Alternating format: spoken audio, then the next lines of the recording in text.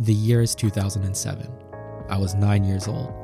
I had just rolled my ankle for the third time that month while trying to kickflip on the $20 skateboard my mom had bought me from Walmart. It was a valiant effort, but I'd never garnered the attention of the Asian girl that lived across the street.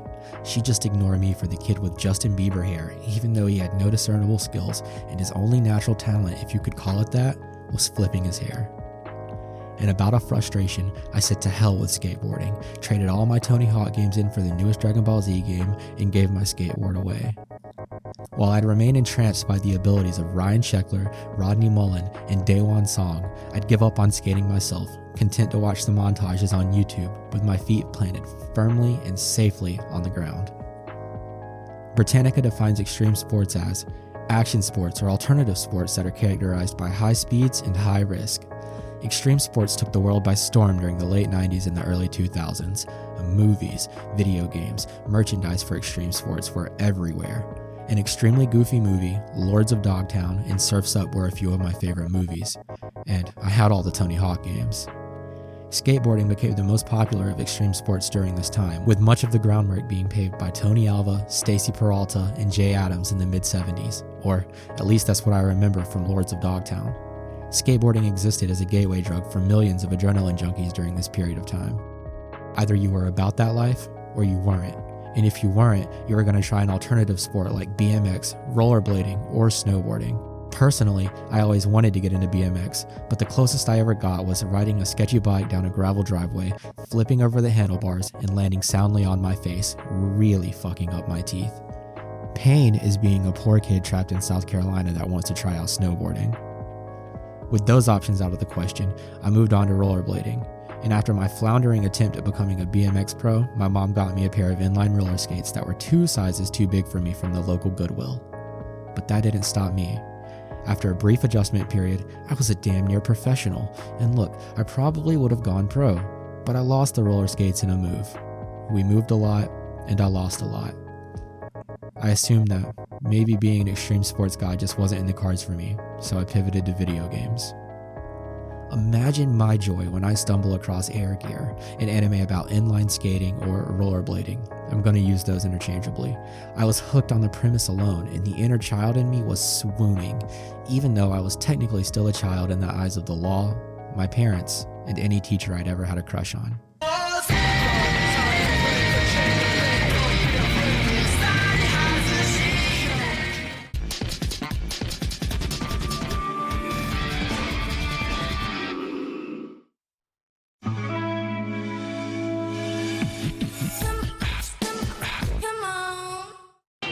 Modern technology has allowed for the advent of a 4-kilowatt miniaturized motor no bigger than a tiny gear. And it's become especially popular among extreme sports fans who use it to modify their rollerblades. Air Gear follows Itsuki Manami, aka Babyface, aka Crow, aka Iki. We're just gonna call him Iki.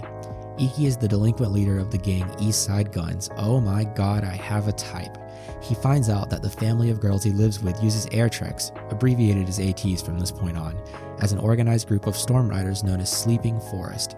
After stealing a pair of ATs, he settles a grudge with a rival gang member before he takes to skating, immediately becoming enthralled with the fleeting sensation of flying. Determined to fly as long as he can, he delves into the world of ATs.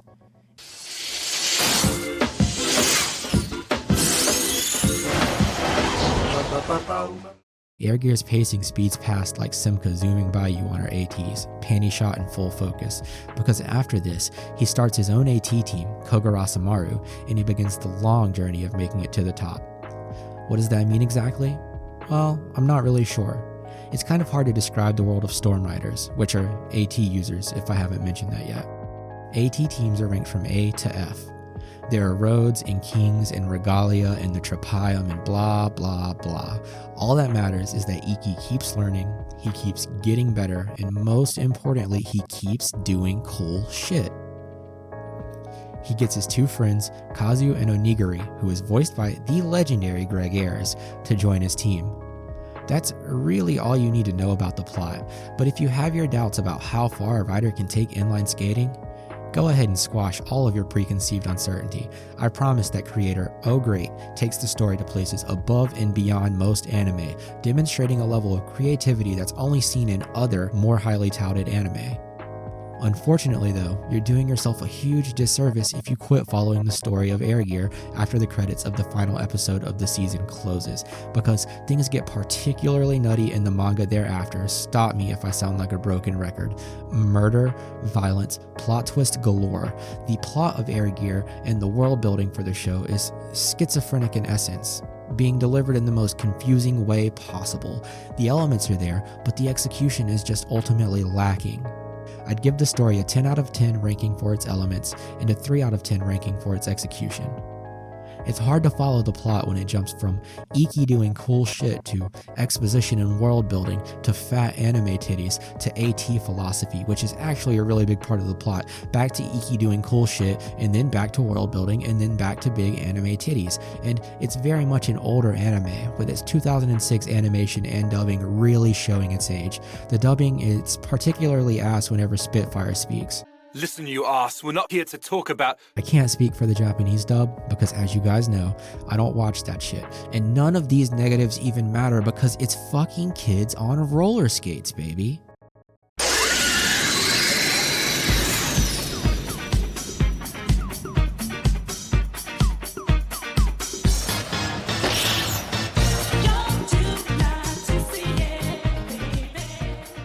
Air Gear has one of the best original soundtracks in anime. I mean, seriously, the OST is fire. The opening theme track, Chain, is one of my favorite in all of anime, and for me personally, it's up there with the intro for Dead Man Wonderland.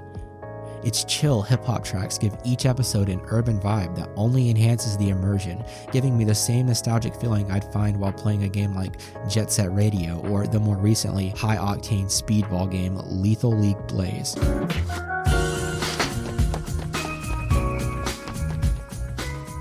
The best example of this OST is track 25, Overcooled, spelled with a K so you know how cool it is.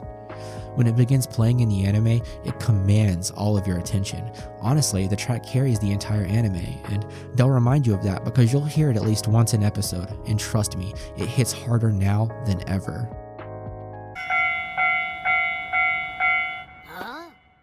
The character design in Air Gear it's pretty top tier.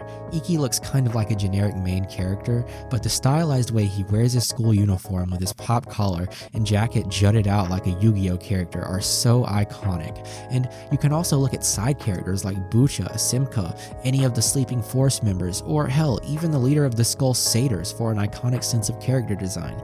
Everyone's character design is memorable. Agito/Akito looks cool as fuck. He fucking rollerblades inline skates in a fucking, what do you even call those things? A straight jacket. Like, how do you do that? I'd include a school teacher in the list, but I'm not showing any clips of her because I don't want this video to get demonetized, which I will be able to do after 1,000 of you fuckers subscribe to the channel. Go ahead and like the video while you're at it.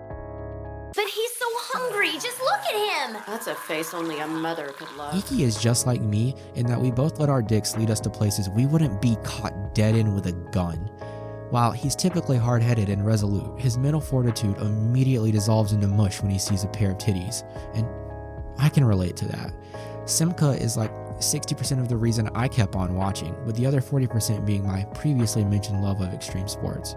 While he got wrapped up in the world of ATs over petty fighting, the feeling that ATs could provide so much more to the world just kept gnawing at him, and he later began to adjust his beliefs accordingly. He wants to use ATs to fly and have fun, but he constantly finds himself involved in AT battles, or wars, or fights, or whatever they're called for fuck. Uh-oh, he looks serious.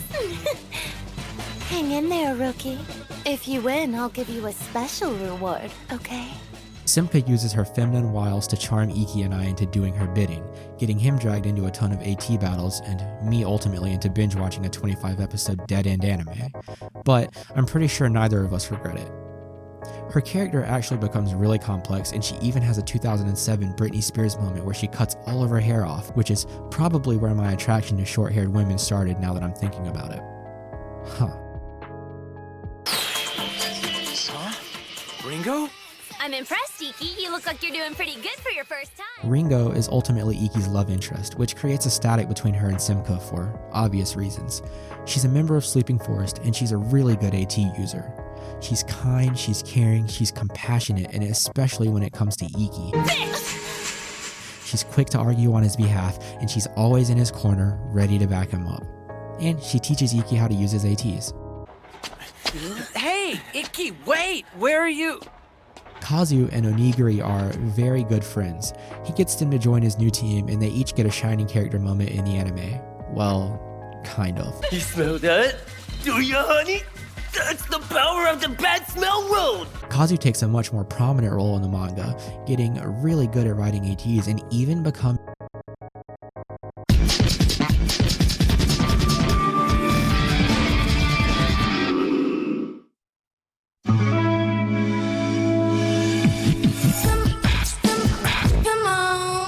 So if you were paying attention, you might remember when I said, and none of these negatives even matter because it's fucking kids on roller skates, baby. Well, it did in fact matter because in the 16 years since Air Gear's first season aired, we still haven't gotten a season 2, nor any news for season 2, nor any hint, rumors, likelihood of a season 2. We've gotten a handful of OVAs that incorporate some manga volumes later in the series, but it's likely that that's all we'll ever get. Poor sales, poor fan reception, poor everything essentially are just all the indicators that point to Air Gear never getting a season 2. I'm hopeful that some poor soul will come along and continue animating Air Gear with the same early 2000s extreme sports aesthetic, chill hip-hop inspired soundtrack, and exciting blend of action and ambiance that the first season demonstrated. But it's likely that that will never happen, and fans alike will have to read the manga to ever get any type of closure for the story of Iki and his friends. Should you watch Air Gear? Maybe?